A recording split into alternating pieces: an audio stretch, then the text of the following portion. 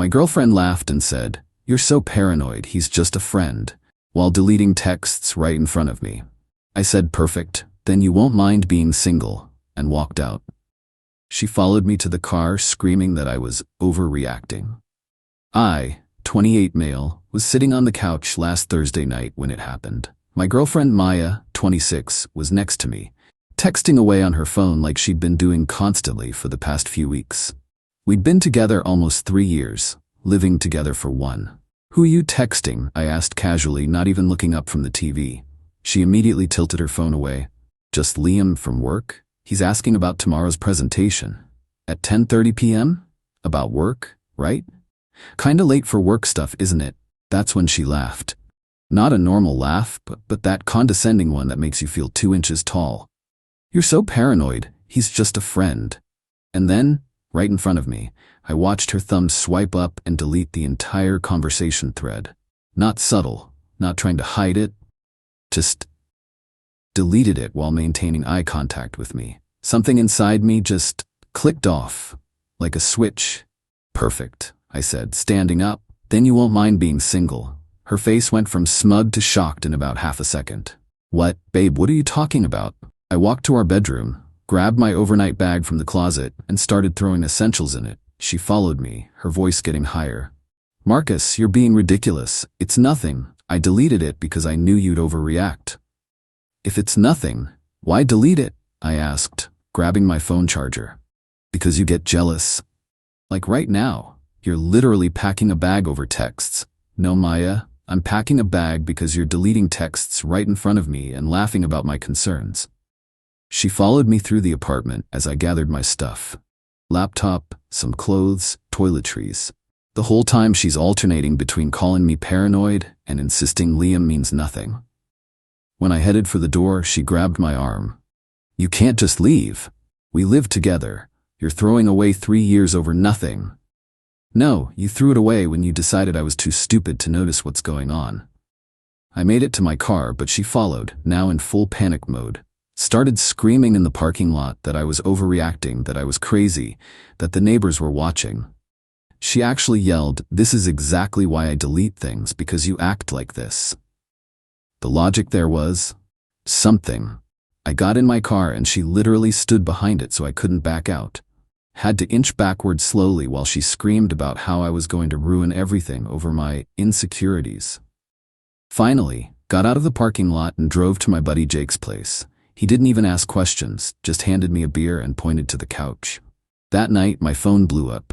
Missed calls, texts, the works. My favorite was, "I can't believe you'd traumatize me like this in front of our neighbors. When you calm down and want to act like an adult, I'll be waiting for your apology."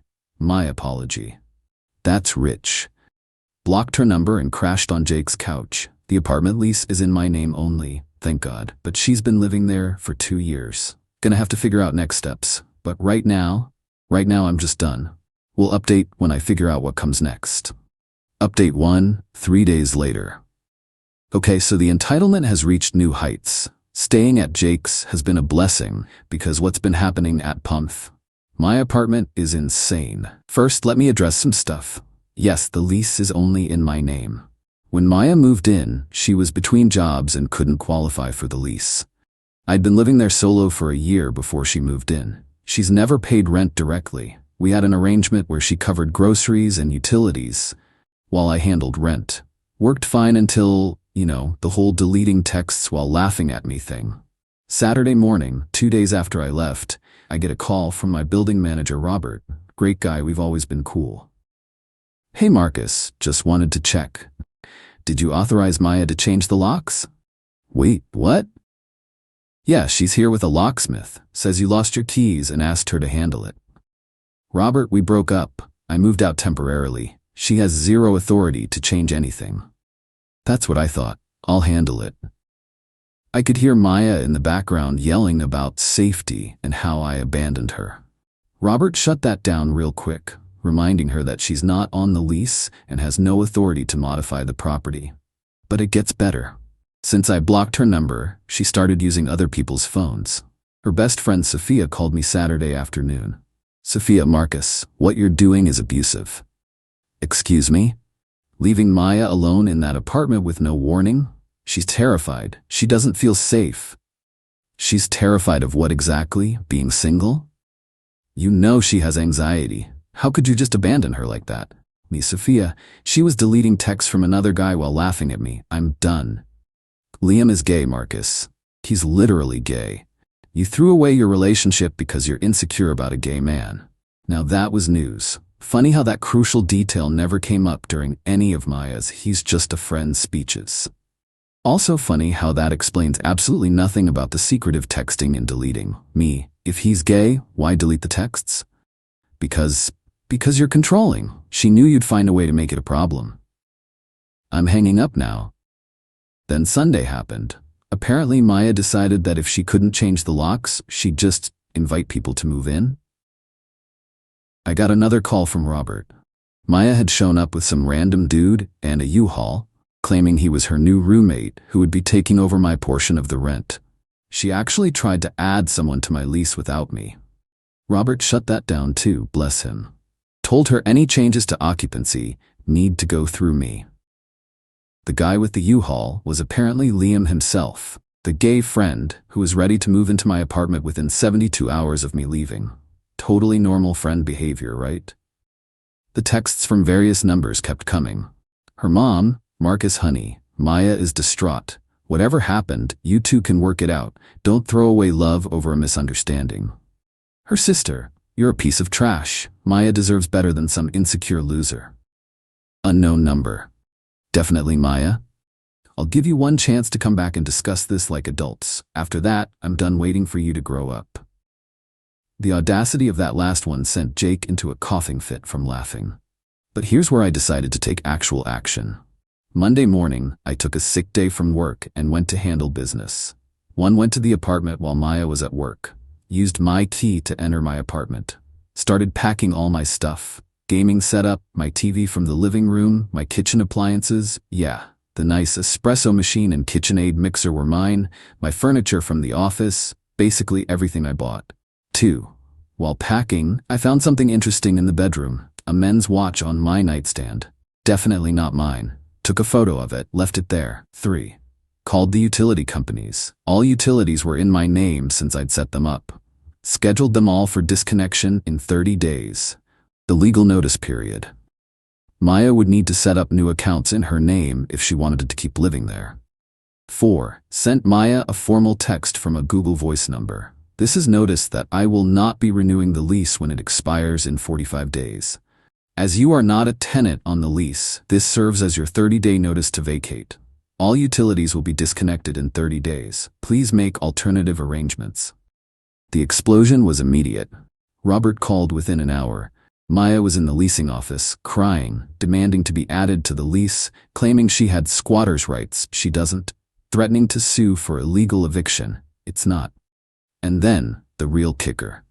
Monday evening, Liam posts on Instagram, a selfie in my apartment, on my couch, well, what used to be my couch. I took it that morning, with the caption, "Home is where the heart is."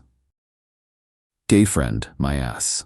Tuesday morning, yesterday, I lawyered up, got a consultation with a tenant attorney, just to make sure I'm doing everything by the book. She confirmed I'm within my rights as the sole leaseholder to give notice to a month-to-month occupant, which is what Maya legally is.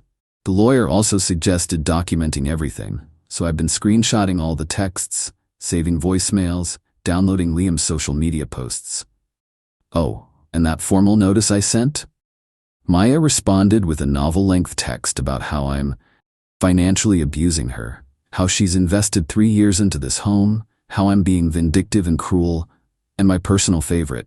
Liam was going to help with rent because you abandoned me, but you're too insecure to see I was trying to solve the problem you created. The problem I created, by leaving after she deleted messages while laughing at me. Sure. Jake thinks I should post the Instagram photo of Liam in my apartment on social media with the caption, "Just a gay friend helping out." But I'm taking the high road, for now. We'll update after I see how the 30-day notice plays out. Something tells me Maya's not going quietly. Update 2, 2 weeks later. The entitlement escalation has been absolutely spectacular. I genuinely didn't think it could get worse. But Maya and her crew have proven me wrong. Buckle up. This is a long one. First, the gay friend narrative completely imploded. Turns out Liam's ex-boyfriend found his Instagram post from my apartment and commented, "Weird, you told me you were staying with your sister after we broke up. Whose apartment is this?" The comment was deleted within hours, but not before several mutual friends saw it. Suddenly Maya's story changed from "he's gay" to "his sexuality is fluid and none of your business." Sure, Jan. So here's what's happened in the 2 weeks since serving notice. Maya started a full-scale social media assault, posted a series of Instagram stories about narcissistic exes and financial abuse. The best one was a photo of the empty living room since I took my furniture, with the caption, "He took everything and left me with nothing. This is what 3 years meant to him." What she didn't mention, she was sitting on her couch that she brought from her old place. I only took my stuff. But why let facts ruin a good victim story? Her friends started commenting on old photos of us with things like, "You deserve better, queen," and "He never deserved you." One of her coworkers actually DM'd me saying I was abusive for making her homeless. These people really thought I should have just kept paying for her to live with her new boyfriend. Last Monday, I'm at work when I get a call from reception saying I have visitors. Go down to find Maya's parents in the lobby. Her dad, Carl, and mom Patricia. They'd driven 2 hours to talk sense into me. "Carl, son, we need to discuss this situation man to man." Me, "There's nothing to discuss. Maya and I are done." "Marcus, sweetheart, Maya made a mistake. We all make mistakes. You're destroying her life over texts." "I'm not destroying anything. I'm choosing not to renew my lease and gave her legal notice. She's an adult." "So you're just gonna throw her out on the street after 3 years? Me, "She has 30 days to find a place. That's more than legally required." Patricia started crying. Actually crying. We didn't raise her to be homeless. She can't afford that apartment alone. Then maybe she should have thought about that before moving her gay friend in while we were still together. The masks slipped for a second. They knew about Liam. The look they exchanged said everything. But Carl recovered quickly. "Carl, whatever happened between you two, making her homeless is cruel. Be a man and at least help her transition." I stood up. "She's not homeless. She's been given notice. There's a difference. And being a man means not subsidizing my ex's new relationship. Have a safe drive home." Security had to escort them out when they wouldn't leave. They kept yelling about how I'd regret this and I was not the man they thought I was. Wednesday, I get a text from that Google Voice number, forwarded from Maya. "I'm willing to forgive you for the way you've acted if you 1. Continue paying rent for 3 more months while I find a place. 2. Leave the utilities in your name until I'm settled. 3. Return the furniture you stole. 4. Give me the security deposit since I've been maintaining the apartment." I actually laughed out loud. She's willing to forgive me? The lawyer had a field day with that one. She drafted a response. "Miss Maya's last name, your request has been reviewed. As previously stated, you have until date to vacate. No additional accommodations will be made. The furniture removed belonged to Mr. My Name. The security deposit will be handled per the lease agreement between Mr. My Name and the property management. Regards." That's when things got really crazy. Friday evening, Jake and I are having beers when I get rapid-fire calls from my apartment complex. There's been a disturbance. Apparently, Maya threw a goodbye party and invited like 40 people. In my apartment. Music blasting, people everywhere. But here's the kicker. She was charging admission. Telling people it was a fundraiser to help her with her unlawful eviction by her abusive ex. She was running a paid party in my apartment. Robert was pissed. Noise complaints from multiple units, unauthorized commercial activity, over-occupancy violations. The cops showed up. Most people scattered when they arrived, but Maya went full Karen mode, screaming about her rights and how she lives here. The cops asked for her ID. Guess whose address is on her license? Her parents' house, 2 hours away. She never officially changed it. When they asked for proof of residency, she couldn't provide any. No lease, no utilities, nothing in her name. Robert served her with a 3-day notice to cure or quit based on the lease violations. Basically, she just accelerated her own eviction. My lawyer was practically giddy when I told her. "Remember Liam? Well, Saturday morning, he shows up at Jake's apartment. Jake's apartment. How he found it, I don't know, probably Maya. He wanted to man talk about the situation, said I was being unreasonable, and that Maya was just trying to find stability after I abandoned her. Stability? With you? Look, what Maya and I have is complicated. It's not complicated. She was my girlfriend. Now she's not. You want to live with her? Great. Find your own place. Do you know how hard it is to find affordable housing right now? That sounds like a you problem. Then he tried to get tough, stepped closer, lowered his voice. You're really going to regret not being reasonable about this. Jake, who's 6'3" and built like a linebacker, stood up from the couch. Everything good here? Liam left real quick after that. As of today, Maya has 7 days left on the original 30-day notice. She also has to address the 3-day cure or quit notice from the party. The apartment is apparently trashed from her party. Robert sent me photos. So glad I documented the condition when I left. She's now claiming I set her up with the party situation. Her parents are threatening to sue me for something. They keep changing what for. Liam has been posting passive-aggressive quotes about karma on his Instagram. My lawyer says everything is going perfectly from a legal standpoint. The party was a gift. Clear lease violations that justify faster eviction if needed. The documentation of Liam essentially living there helps too. Oh, and the best part? Remember that men's watch I found and photographed? It showed up in the background of one of Liam's home is where the heart is photos from my apartment. Same watch, same nightstand. Timestamp from when Maya and I were still together. Just a gay friend, indeed. Final update coming once she's officially out. Something tells me she's not going quietly into that good night. Final update, 1 month later. Well, it's over, and the ending was even more spectacular than I imagined. Grab a drink for this one. Maya did not, in fact, go quietly.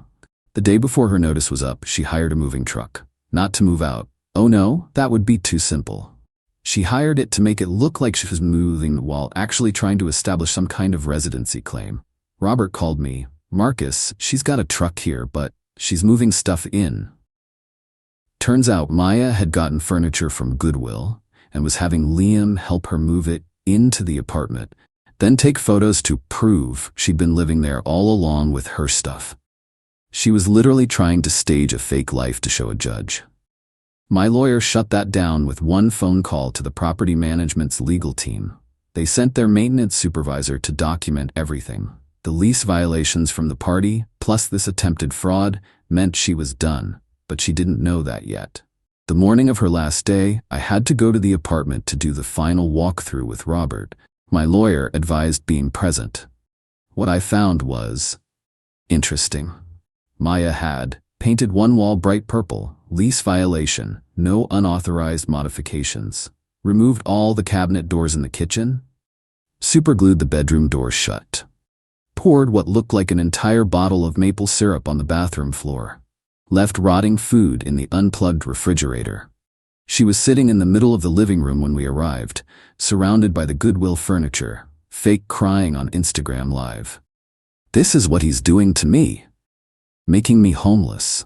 Look at how I've been living. Robert looked at me. I looked at my lawyer. Yes, I brought her. She looked at Robert. Miss Maya, you need to vacate now.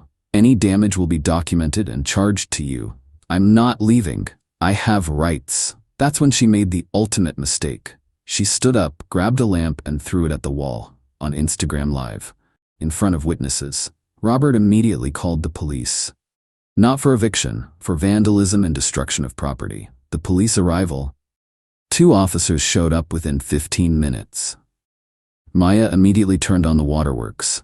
He's been abusing me. Financial abuse, emotional abuse. I'm scared for my life. Off. Ma'am, are you on the lease?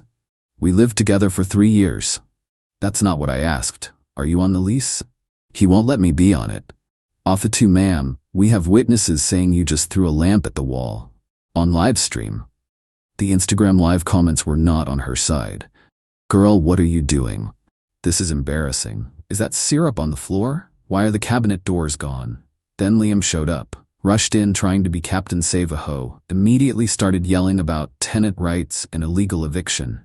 Officer 1, sir, who are you? I live here. Robert, no, he absolutely does not. Officer 2, sir, do you have any proof of residency? Maya, tell them. Maya, he's been staying here because Marcus abandoned me. Me, officer, I have photos of his belongings in my apartment from when we were still together, while she was telling me he was just a gay friend. I showed them the photos, the watch, the Instagram posts, the timeline. The officers looked at each other, looked at Maya and Liam, looked at the destroyed apartment. Officer 1, ma'am, you're being arrested for vandalism. Sir, you need to leave the premises immediately. The meltdown was epic.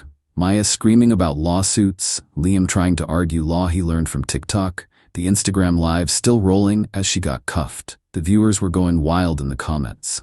The damage to the apartment totaled $3,200, repainting $500, new cabinet doors $800, professional cleaning for the syrup rotting food $400, new door for the bedroom $300, various other repairs $1,200. She was charged with vandalism and destruction of property, pled down to misdemeanor criminal mischief, got probation, and had to pay restitution. But here's where it gets really good. Remember her parents threatening to sue? They actually tried, hired a lawyer and everything, sued me for intentional infliction of emotional distress and unlawful eviction. My lawyer's response included the original text thread with Maya laughing at me, all documentation of proper notice, the police report from the party, the arrest report for vandalism, screenshots of Liam's Instagram posts from my apartment, security footage of Maya trying to move furniture in to establish false residency, her Instagram live of her destroying the apartment. Their lawyer dropped the case so fast I think he got whiplash. Probably realized he could face sanctions for filing a frivolous lawsuit. Remember that Instagram live of her getting arrested? It went mini viral in our city. Someone posted it on Twitter with, "This is why you don't cheat and expect to keep the apartment." Maya's narrative completely collapsed. Her own friends were commenting things like, "Maya, this ain't it. You told me he just left for no reason. Girl, you said Liam was gay. Is this really about texts?" She deleted all her social media. Complete scorched earth. Last I heard through the grapevine, Maya moved back with her parents. That criminal record is making it hard to rent anywhere decent. Carl and Patricia apparently gave Liam the "stay away from our daughter" speech when they realized he was why their baby girl got arrested on livestream. Liam posted some shit about toxic situations and knowing your worth before also going social media dark. Someone told me he's couch surfing now. Robert felt so bad about the apartment situation that he actually offered me a different unit in the building at a discount. Upgraded to a 2-bedroom with a better view. Jake helped me move in last weekend. My take: I spent 3 years with someone who looked me in the eye, laughed at my concerns, and deleted evidence of whatever she was doing with another man. When I walked away, she tried to illegally change the locks, attempted to move her side piece into my apartment, threw a paid party that got her a 3-day notice, committed fraud to establish fake residency, destroyed the apartment on livestream, got arrested, had her parents try to sue me, all because she couldn't just be single or honest or take responsibility for anything. The entitlement was staggering. She genuinely believed she deserved to keep living in my apartment with her new boyfriend on my dime after cheating on me. And when that didn't work, she tried to burn it all down, literally, based on that syrup situation. But you know what? I'm good. Better than good. I've got a nicer apartment, zero drama, and a viral video of my ex getting arrested for throwing a tantrum. My only regret is not leaving sooner when the red flags started. To everyone saying I was too harsh, she could have just found a new apartment and moved on. Every single consequence she faced was from her own actions. I just refused to subsidize her bullshit. Thanks for following along on this wild ride. I'm gonna go enjoy my drama-free life in my new apartment. Oh, and Liam, if you're reading this, just because you delete texts doesn't mean people forget. My fluid friend. Enjoy couch surfing.